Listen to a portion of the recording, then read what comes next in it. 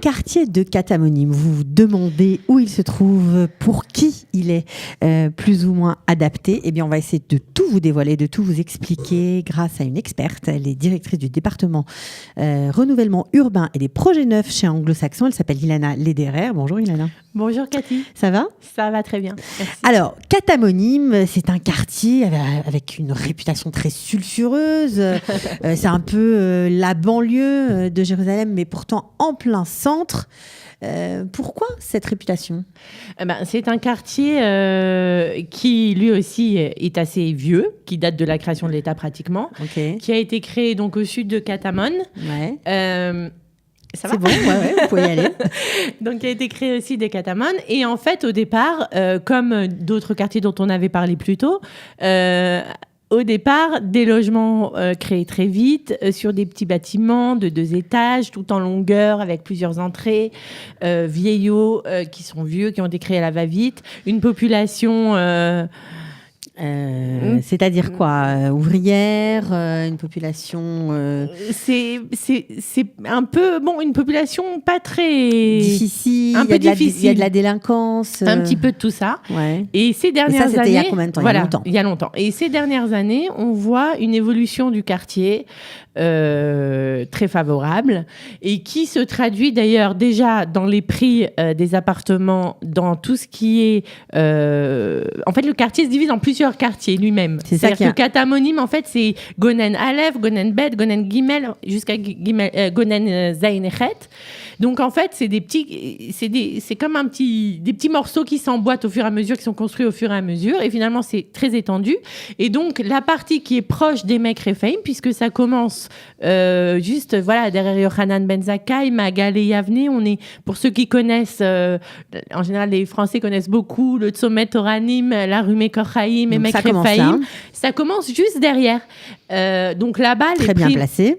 Très très bien placé, puisqu'on est juste à côté, mais vraiment juste à côté des Mek Rephaim. On peut y aller à pied sans aucun problème. Donc c'est pas ce qu'on imagine quand on est en France, quand on dit la banlieue, on s'imagine qu'on va devoir prendre la voiture pendant des heures pour arriver, etc. Là c'est la banlieue, je plaisante. Dans le pire des cas, on va être à 15 minutes de voiture du centre, quoi. Donc, et puis même le Shabbat à pied, c'est tout à fait faisable. Il y a beaucoup de gens qui habitent à Katamonim qui vont prier le Shabbat dans la synagogue d'Éric Belaïch, par exemple, à Mekorchaim.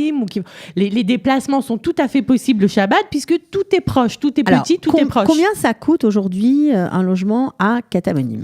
Alors, on a des prix qui sont très variables en fonction de si c'est du vieux ou du neuf. D'accord. Et en fonction de où ça se trouve à Katamonim. Ok. D'accord. Donc, on peut trouver des appartements qui vont être autour de 16 000 shekels le mètre à Katamonim, Gonen, Zainret, c'est-à-dire ce qui se trouve après Pat. Donc, c'est les rues San Martin, Bar Yochai, qui sont donc entre Pat et le Kenyon Malcha. Okay. Donc là-bas, les prix sont encore très bas. C'est-à-dire comme je disais, autour de 16 000 le mètre, 17 000, 18 000. D'accord. Et après, on va avoir des logements qui vont être beaucoup plus chers. Dès qu'on va être, par exemple, même dans le vieux à Magal et Yavne, autour de 22 000 shekels le mètre. On a des projets de Tama 38 qui sont dans les rues, qui sont autour de Yochanan Ben Zakkai, où on est déjà pratiquement à 30 000 shekels le mètre. Alors justement, dans ces projets de Tama 38 qu'on voit sortir de terre, etc., est-ce qu'il faut, pour acheter ces appartements qui vont être neufs, que le promoteur construit pour bien sûr les vendre, est-ce qu'on peut les acheter tout de suite avant que le Tama soit terminé ou pas, ou il faut attendre la fin ?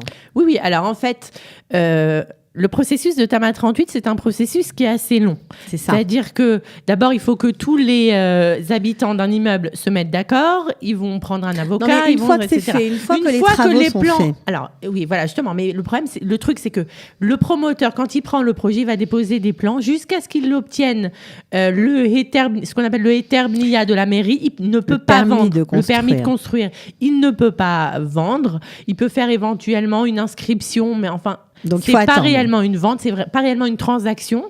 Mais après, une fois qu'il y a le permis de construire, même si on est encore sur plan et qu'on est au tout début des travaux, on peut acheter. on peut acheter, je dirais même mieux que c'est le moment d'acheter. C'est ça. Puisque souvent, le promoteur va proposer des prix, ce qu'ils appellent pre-sale, c'est-à-dire de pré-vente, de manière à pouvoir déjà engranger un peu d'argent au début.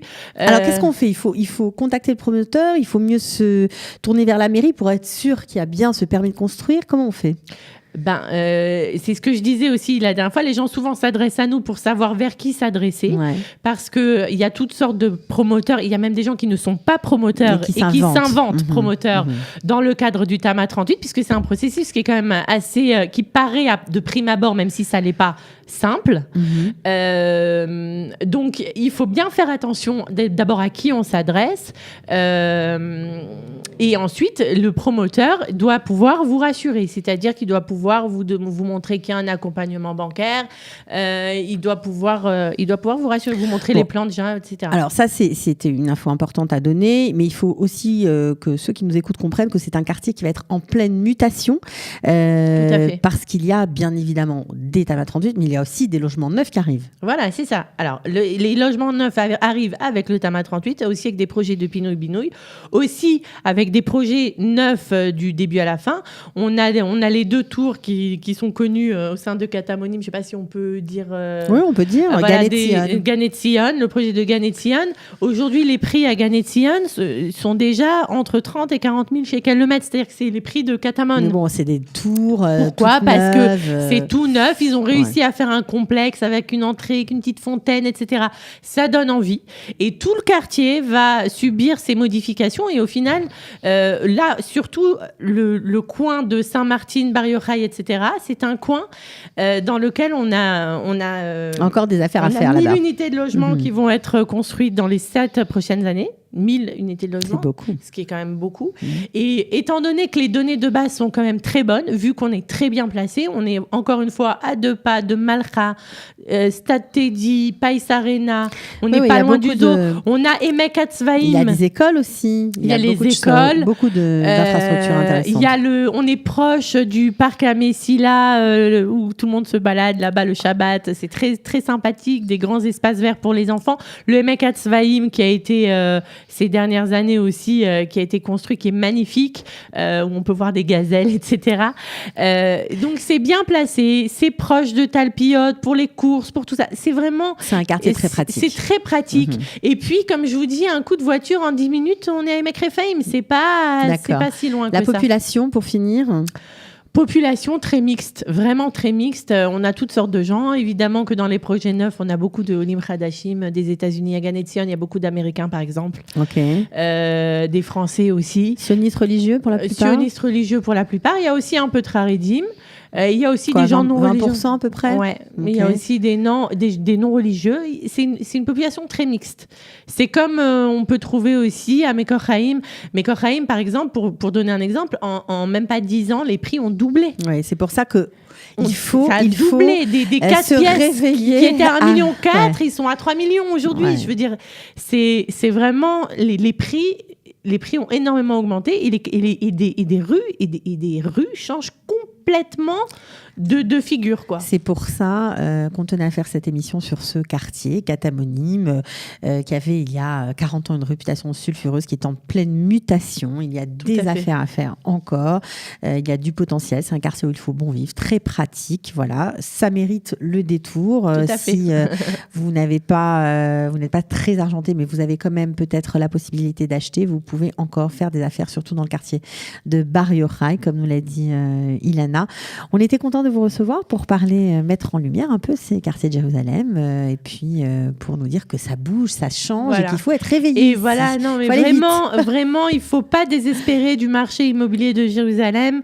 Les gens ont peur des prix, etc. Il y a encore des quartiers qui sont bien placés, qui sont pratiques, et à des prix qui ne sont pas les prix de fous qui sont pratiqués dans les projets de luxe qui avoisinent Emek Rephaim. Je veux dire, il y a aussi... Il y en a pour tous les goûts, quoi. Et toutes les bourses. Et je dirais même qu'il y a même des projets qui sont après, mais qui sont des budgets un peu plus élevés, mais qui ne sont pas quand même aussi élevés que ce qu'on connaît.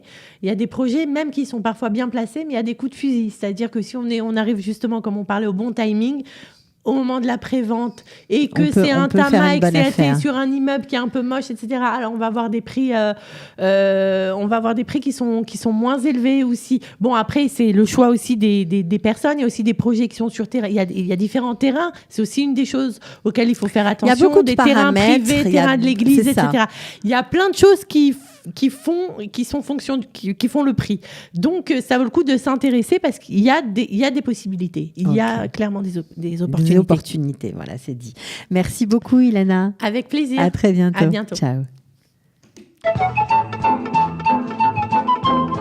Israël, comment ça marche ? Vous allez adorer comprendre Israël. Israël, comment ça marche ? C'est tout de suite sur Studio Kalita.